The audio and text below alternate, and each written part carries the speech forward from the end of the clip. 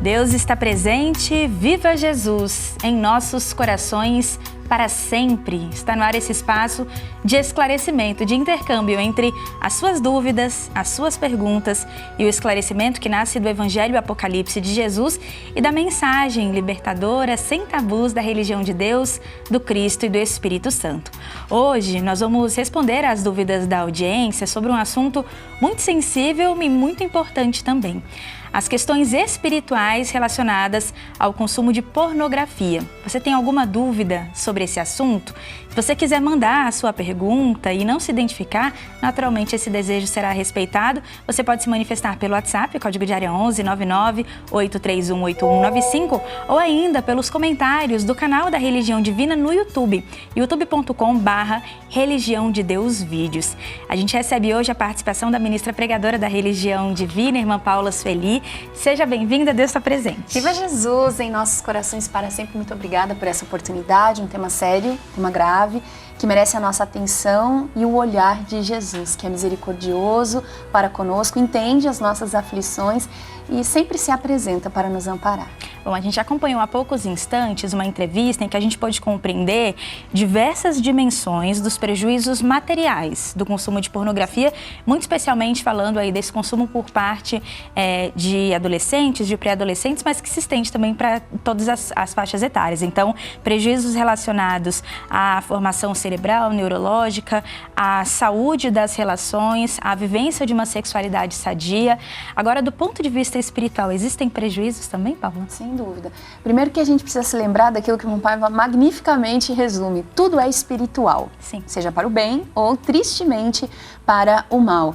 É importante nós nos lembrarmos de que a sexualidade é um atributo divino, espiritual. Ela implica na manipulação da energia mais potente que existe, é a energia da criação. Por isso que a gente precisa se dedicar a ter sexualidade sadia. Isso significa iluminar as nossas relações, as nossas conexões com a consciência que o amor de Deus nos dá. Isso se manifesta na forma de respeito, de equilíbrio, de consideração, não só pelo nosso corpo, pela nossa alma, mas pela do outro também. E a gente percebe que o esvaziamento de significado, que a indústria pornográfica impõe sobre o tema, inclusive fazendo uma associação muito frequente entre violência e prazer sexual, entre desvinculação e realização plena, tudo isso falácias, fora os corpos irreais que são apresentados e tudo mais, tudo isso acaba estabelecendo condições nada saudáveis e que não só geram danos físicos, emocionais, psicológicos importantes, mas abrem espaço para uma vinculação espiritual perniciosa.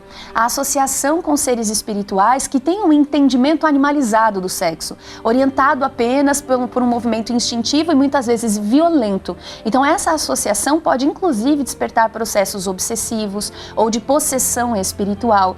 E ninguém precisa ter medo das questões ligadas à espiritualidade. O que a gente deve ter muita atenção, isso sim, é a condução das nossas escolhas aqui na Terra, para termos segurança espiritual em todos os campos da nossa vida, inclusive nesse campo tão importante e que é sagrado. O sexo não é uma coisa suja, o sexo é uma concessão divina e precisa ser exercido com o melhor da nossa responsabilidade espiritual. Bom, a gente traz então, Paula, a pergunta de um internauta que preferiu não se identificar e assim nos escreveu: meu filho teve acesso à pornografia devido a algumas companhias não tão boas e infelizmente não notamos isto a tempo. Diante dessa situação, Deus vai punir meu filho por ter tido contato com este conteúdo? E quanto a mim, eu posso sofrer consequências espirituais por não ter olhos mais atentos ao meu filho? A primeira camada que a gente tem que tirar dessa conversa é a dos julgamentos, das condenações morais. Deus não pune ninguém. Deus não vai punir o seu filho, não vai punir você. O que nós não podemos nos enganar é com a ideia de que não existam consequências espirituais. Para todas as nossas atitudes existem consequências espirituais. Por isso que nós precisamos realmente reforçar a vigilância, inclusive porque o contato prematuro na adolescência, na precoce, tantas vezes nós vemos e nessa infância, que muitas vezes as crianças hoje têm, o contato com a pornografia, já é em si uma violência sexual. Não é só o prenúncio, não apenas prepara a ação identificação de possíveis abusadores, né? Que vão naturalizar a relação sexual na vida de quem não está pronto para isso. Mas em si, né, o trauma imagético, né, ele já deixa certas marcas importantes sobre aquela pessoa e isso precisa ser considerado. E essas consequências não são uma punição de Deus. Deus não está falando, então agora vai sofrer porque teve um contato prematuro com esse conteúdo. Inclusive porque essa criança, esse pré-adolescente ou adolescente, não tem ainda nem a maturidade emocional e psicológica para esse discernimento. Os adultos é que precisam mediar essa relação. Por outro lado, e é por isso que é tão importante a gente renovar nossa visão sobre Deus, tirando os aspectos punitivos da nossa relação com Ele, nós precisamos nos lembrar, e o irmão Paiva fala sobre isso no seu livro As Profecias Sem Mistério, aqui na página 159. Pai zeloso. Esse é Deus. Ele é nosso Pai. Ele cuida de nós. Ele se interessa pela nossa felicidade. Então escreve o irmão Paiva. É aquela questão, não é Deus quem pune, mas a sua lei. Se você ferir qualquer preceito legal humano, sofrerá as sanções naturais do seu delito, pelo menos em tese. É justo. O contrário é o estabelecimento do reino da impunidade. Não obstante, Deus, que é amor, é zeloso para com seus filhos. Daí, para e passo a lei de causa e efeito, ter estabelecido a da graça e do perdão, que obedece a argumentos ainda muito pouco conhecidos por nós, seres humanos. Todavia, em termos espirituais, comecemos por aqui. Então ele traz um versículo do livro do profeta Ezequiel, no Antigo Testamento da Bíblia Sagrada, o versículo 11 do capítulo 33. Deus não quer a morte do pecador, mas que ele viva e se arrependa. E continua o irmão Paiva, deseja, portanto, o bem de todos. Não é do sexo a razão pelas enfermidades que os homens provocam relativamente a ele. É o seu abuso, esse gozo permanente que grande porção da humanidade quer sentir, esquecida de que existem outras espécies de prazeres, destacando-se os espirituais, muito pouco investigados ainda pelo ser humano, tão desatento ao que realmente é importante para a sua realização como criatura de um generoso Criador. Não foi sem motivo que Clemente de Alexandria escreveu: não devemos ter vergonha de falar daquilo que Deus não se envergonhou de criar. Então vamos observar várias revelações que estão postas aqui, né? Primeiro, que o sexo não pode ser um tabu, porque ele é uma criação e uma concessão divina. Um outro ponto muito importante, nós nos lembrarmos que os sofrimentos decorrentes, né, de qualquer abuso no campo da sexualidade, mas nos outros campos da nossa vida também, essas consequências, elas não são punições, elas são consequências. Inclusive, a pessoa que perguntou usou esse termo, né, já está nessa compreensão.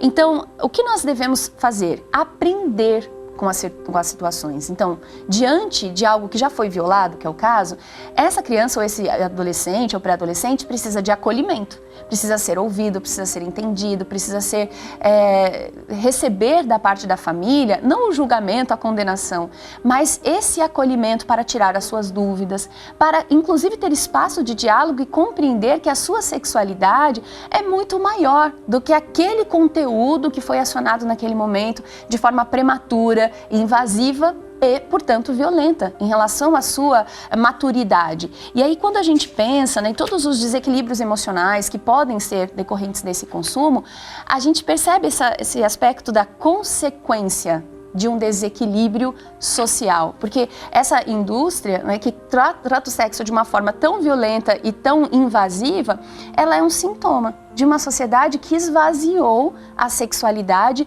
do sentido profundo que ela tem, espiritual, emocional. Ela está nos evocando a grande universidade do amor. Irmão Paiva, inclusive, escreve sobre isso no ensaio literário Evangelho do Sexo, que o sexo é uma das faculdades dessa imensa universidade. Infelizmente, a pornografia, ela estabelece o sexo como finalidade, como se aquilo fosse o máximo do êxtase, do prazer, da realização humana. Quando o sexo é uma das dimensões do estabelecimento de vínculos entre as almas. Então isso é uma coisa completamente diferente do que está sendo apresentado na nossa sociedade.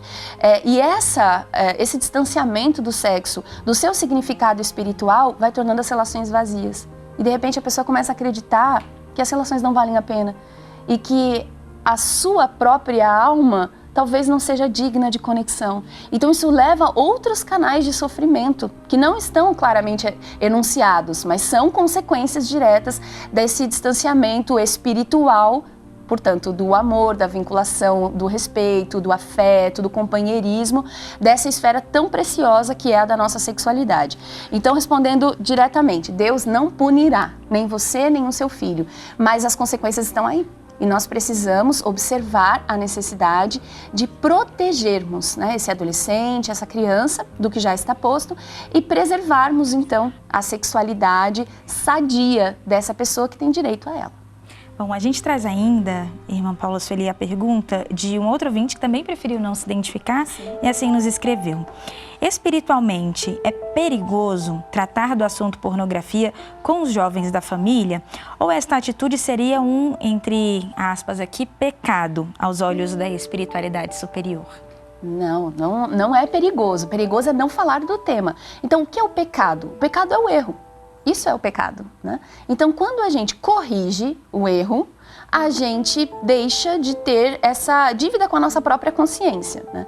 O sexo em si, a sexualidade em si, não é um pecado, né? O que é pecado, o que é erro, é a gente se machucar ou machucar alguém. O que a gente está percebendo é que a pornografia deixa danos emocionais, psicológicos, ou seja, ela machuca as pessoas. E é por isso, é nesse sentido que ela merece toda essa nossa vigilância, todo esse nosso cuidado e que a gente tenha a honestidade de conversar sobre a sexualidade na sua profundidade efetiva. Aqui no ensaio literário Evangelho do Sexo, na página 38, o irmão Paiva publica os valores do espírito. É preciso que o ser humano compreenda definitivamente que liberdade depreende responsabilidade. O espírito Emmanuel, na psicografia do saudoso legionário da boa vontade, Francisco Cândido Xavier, no livro Vida e Sexo, adverte que cada espírito detém consigo o seu íntimo santuário erguido ao amor. E espírito algum menoscabará o lugar sagrado de outro espírito sem lesar a si mesmo. Conferir pretensa legitimidade às relações sexuais irresponsáveis seria tratar consciências qual se fossem coisas. E se as próprias coisas, na condição de objetos, reclamam respeito, que se dirá do acatamento devido à consciência de cada um? Então é disso que nós estamos falando aqui, sobre preservar as pessoas, porque as pessoas são seres espirituais, não são coisas. Diz aqui o espírito Emmanuel, na sua grande sabedoria, se até as coisas demandam o nosso cuidado, responsabilidade e apreço, que podemos dizer sobre as consciências? As pessoas não são apenas corpos. Se esses corpos exigem respeito e proteção, muito mais as suas almas. Só que essa proteção, a proteção da alma, se dá pelo amor, se dá pelo diálogo, se dá pelo companheirismo. Então, quanto menos a gente trata da sexualidade, mais vulneráveis, mais expostos ao sofrimento, os adolescentes, os jovens e as crianças estão. Ninguém precisa se desesperar e nem antecipar nada. Eles mesmos fazem perguntas, dão sinais, né? Agora, se na primeira pergunta a gente se escandaliza, tá louco, menino, que tá falando disso e tal? E é tão simples, as crianças chegam e falam mesmo, o que é o sexo? E às vezes a gente fica muito preocupada, a gente acha, vou ter que descrever uma relação sexual para o meu filho. Não, você vai dizer, olha, é um poder que Deus nos deu para expressar o amor que nós sentimos. Você sabia que as pessoas nascem no mundo a partir do sexo? É por isso que os adultos é que são os responsáveis pelo sexo, né? Porque eles estão prontos para isso. As crianças não estão prontas para relações sexuais. Os pré-adolescentes e os adolescentes também não. É preciso esperar a hora em que você tenha condições de exercer esse poder imenso. Porque por uma relação sexual alguém pode nascer. Olha isso, você, né, um dia, quando estiver pronto para isso, poderá ter acesso a esse imenso poder. Pronto, né? A criança é super capaz de entender, gente. E agora, quando a gente se desespera e fala, quem foi que te falou isso? Quer saber agora? A gente transforma a nossa relação com essa criança que está confiando na gente numa relação inquisitória, condenatória, julgadora. Se a gente não gosta de ser julgado, e a gente já tem um monte de experiências na vida para falar, essa pessoa está me julgando, ela não sabe nada sobre mim de verdade. A criança vai se fechar, ela ainda não tem essa maturidade. E o pré-adolescente e o adolescente também, né? Então é isso, a gente se lembrar de que é pelo diálogo, pelo entendimento, pelo respeito que nós vamos chegar a esses canais de cooperação e segurança. E eu queria inclusive, Isabela, deixar o Templo da Boa Vontade e as igrejas ecumênicas da religião divina à disposição de todos, para que todos possam aprender a fazer esse diálogo em família, a não se desesperar diante desses temas, né? E a cuidar também daqueles que estão sob o nosso cuidado e a nossa responsabilidade, e já tenham tido alguma experiência traumática nesse campo. A gente agradece você que encaminhou a sua pergunta a esse espaço de esclarecimento. Outras perguntas chegaram, naturalmente serão respondidas, né, ao longo da semana aqui nesse espaço em que a religião divina traz o seu olhar sobre os assuntos do cotidiano. Nossa produção também entra em contato com você para mediar, né, esse encontro entre a sua dúvida e a resposta da religião de Deus, do Cristo e do Espírito Santo. E assim a gente encerra então agradecendo a participação da ministra pregadora da religião divina, irmã Paula Sueli, com a gente nesse espaço de hoje e convidando você a continuar trazendo as suas questões. O Cristo de Deus apresenta respostas para todos os assuntos que fazem parte da nossa vida. Você pode mandar a sua questão pelo WhatsApp, código diário 11 998318195 ou pelos comentários do canal youtube.com/Religião de Deus Vídeos. Deus está presente, viva Jesus em nossos corações para sempre.